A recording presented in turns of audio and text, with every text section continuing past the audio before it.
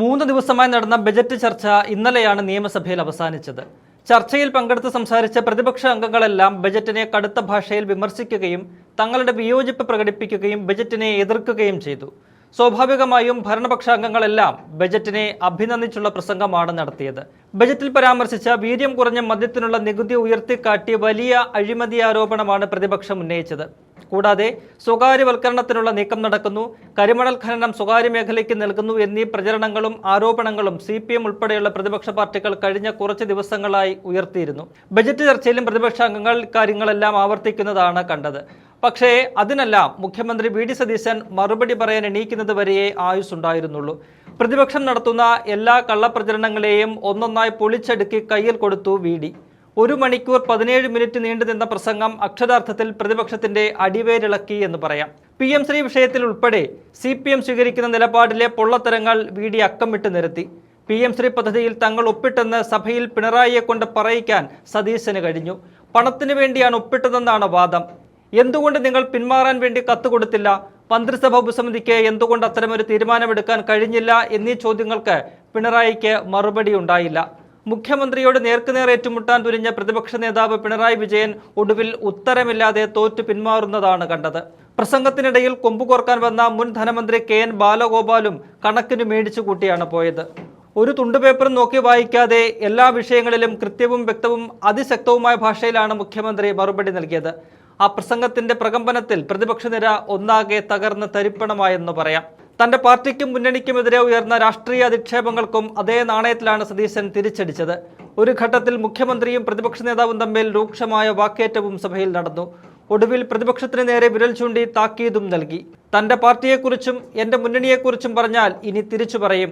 ഇങ്ങനെ അടിക്ക് തിരിച്ചടി എന്ന ലൈനിൽ ഉരുളക്കുപ്പേരി പോലെ മറുപടി പറയുന്ന മുഖ്യമന്ത്രിക്ക് മുന്നിൽ വരുന്ന 5 വർഷം പിടിച്ചു നിൽക്കാൻ പ്രതിപക്ഷം നന്നേ പാടുപെടുമെന്ന് ഉറപ്പ്. മുഖ്യമന്ത്രിയുടെ പ്രസംഗത്തിന്റെ അദൃശ്യങ്ങൾ കാണാം. നിങ്ങൾ ഒപ്പുവെച്ചു. അതെന്തിനാ? പിൻവലിക്കാൻ വേണ്ടിയിട്ടാണ് ഒപ്പുവെച്ചത്? മരവിപ്പിക്കാൻ വേണ്ടിയിട്ടാണ് ഒപ്പുവെച്ചത്? പിൻവലിക്കാൻ വേണ്ടിയിട്ടാണ് ഒപ്പുവെച്ചത്? മരവിപ്പിക്കാൻ വേണ്ടിയിട്ടാണ് ഒപ്പുവെച്ചത്? ഞങ്ങൾ നയപരമായി തീരുമാനിച്ചത് നടപ്പാക്കേണ്ടതില്ല എന്ന്.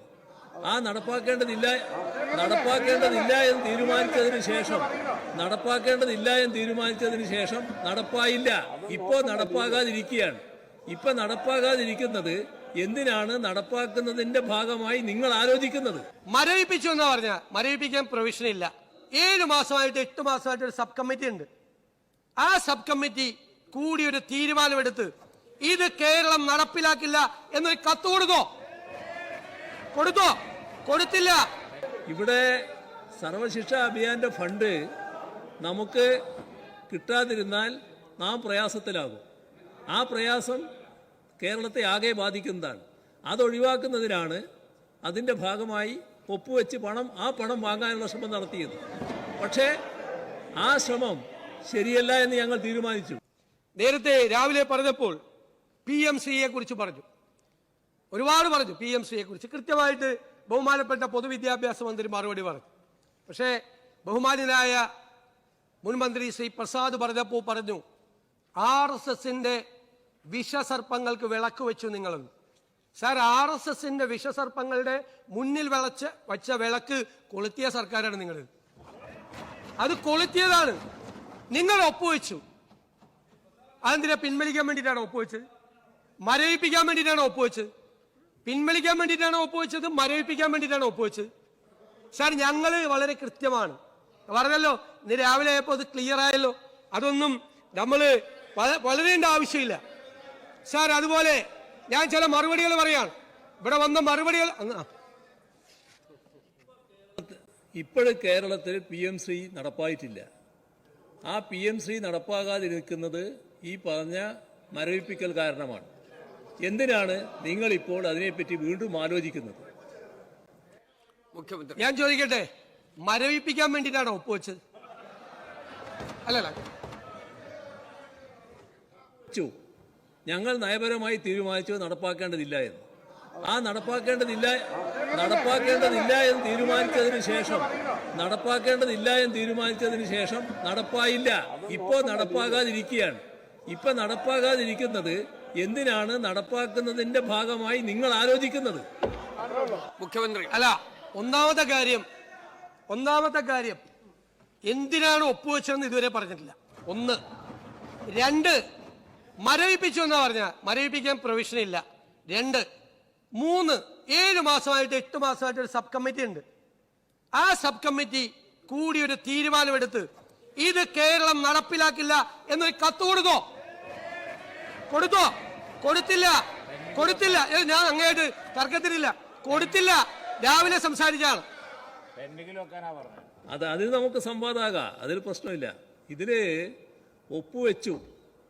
ആ ഒപ്പുവെച്ചതിന് ശേഷം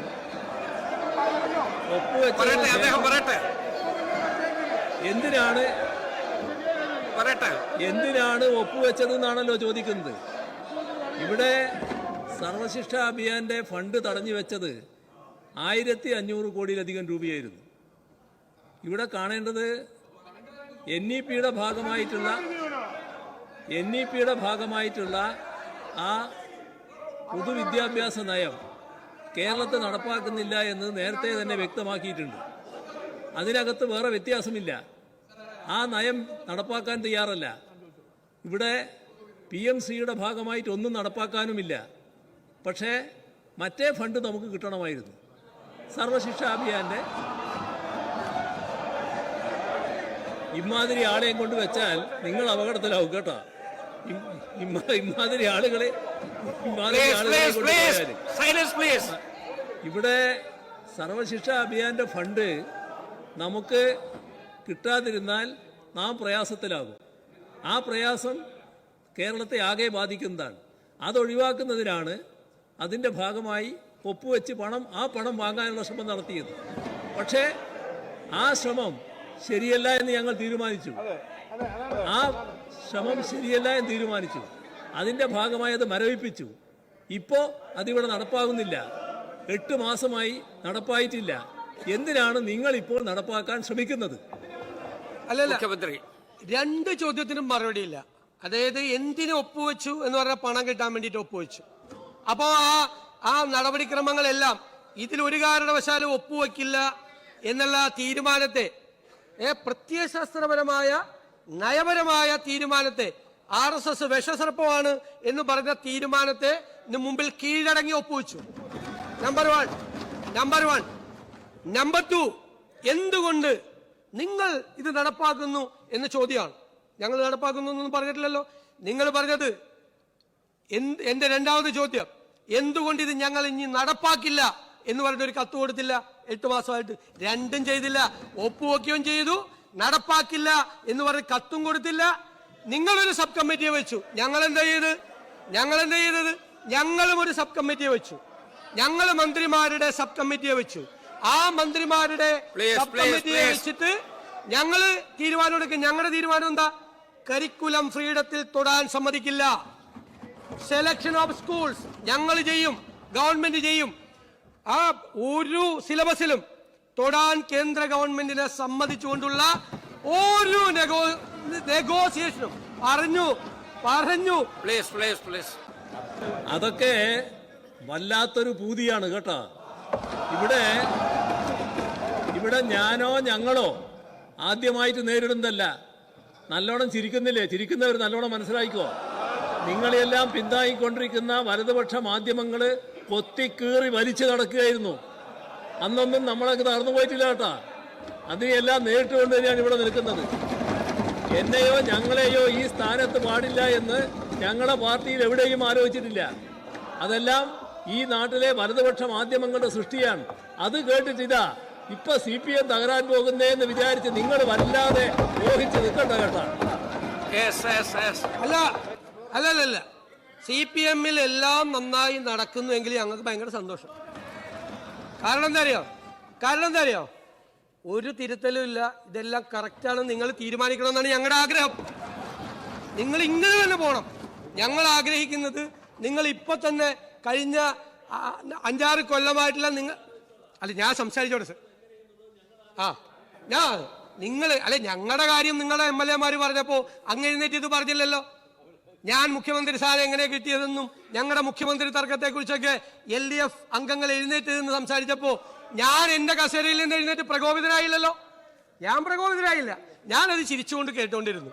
സാർ, ഞങ്ങളുടെ പാർട്ടിയെക്കുറിച്ച് നിങ്ങളുടെ LDF അംഗങ്ങൾ സംസാരിച്ചാൽ തിരിച്ചു മറുപടി കിട്ടും. അത്രയേ ഉള്ളൂ. പറയുന്നത് അങ്ങാണ്. അങ്ങെന്ന് പറഞ്ഞാൽ VD സതീശൻ എന്ന കേരളത്തിന്റെ മുഖ്യമന്ത്രി. ഞാനിവിടെ ഇരിക്കുന്നത് പ്രതിപക്ഷ നേതാവായിട്ടാണ്. അങ്ങ് പറയുമ്പോൾ സ്വാഭാവികമായിട്ട് ഞാൻ മറുപടി പറയാൻ ബാധ്യസ്ഥനാണ്. ആ മറുപടിയാണ് ഞാൻ പറയുന്നത്. ഞാനത് അപ്പുറത്തുള്ള അംഗങ്ങൾ സംസാരിച്ചതിന്റെ മറുപടി പറയാനുള്ള ഉത്തരവാദിത്തം എനിക്കുണ്ട്. എന്റെ പാർട്ടിയെ കുറിച്ചാണ് പറഞ്ഞത്. ഞാൻ റെപ്രസെന്റ് ചെയ്യുന്നത് എന്റെ പാർട്ടി, എന്റെ മുന്നണിയാണ്. എന്റെ പാർട്ടിയെ കുറിച്ചും എന്റെ മുന്നണിയെ കുറിച്ചും പറഞ്ഞാൽ ഞാൻ തിരിച്ചു പറയും. ഒരു സംശയവും അക്കാര്യത്തിൽ വേണ്ട. സാർ ഇവിടെ ഗവർണറുമായിട്ടുള്ള പ്രശ്നം പറഞ്ഞു. ഗവർണർ ആദ്യമായിട്ടാണ് ഇഷ്ടമുള്ള വൈസ് ചാൻസലർ വയ്ക്കുന്നത്. ഗവർണർ ആദ്യമായിട്ടാണ് സെനറ്റിലേക്ക് സ്വന്തം അംഗങ്ങളെ ചേർക്കുന്നത്. ആദ്യമായിട്ട് അല്ലല്ല, കേരളത്തിൽ ആദ്യമായി. ബഹളം ഉണ്ടാക്കല്ലേ? കേരളത്തിൽ ആദ്യമായി ഗവർണർ. ഞങ്ങൾ അതിനെ എതിർത്തു. അങ്ങ് ബഹളം ഉണ്ടാക്കല്ലേ? ഞങ്ങൾ അതിനെ ശക്തിയായി എതിർത്തു. ഗവർണറെ പ്രത്യേകമായി യോഗം ലോക്ഭവനിൽ വിളിച്ചപ്പോ ഞങ്ങൾ എന്താണ് സംഭവിച്ചതെന്ന് അന്വേഷിച്ചു മുഖ്യമന്ത്രിയുടെ ഓഫീസ്. അപ്പൊ ഗവർണറുടെ സെക്രട്ടറി കത്തയച്ചു. അത് തൃപ്തികരമല്ല എന്ന് പറഞ്ഞു. ഞങ്ങളുടെ ഗവൺമെന്റിന്റെ ഡിസ്പ്ലഷർ, അതൃപ്തി പ്രകടിപ്പിച്ച് തിരിച്ച് കത്തയച്ചു. ചെയ്യാൻ പാടില്ല എന്ന് പറഞ്ഞു. ഭാവിയിൽ പ്ലീസ്, അങ്ങക്ക് ശബ്ദം കൂടുതലാണ്, പക്ഷെ വേണ്ട ബഹളം.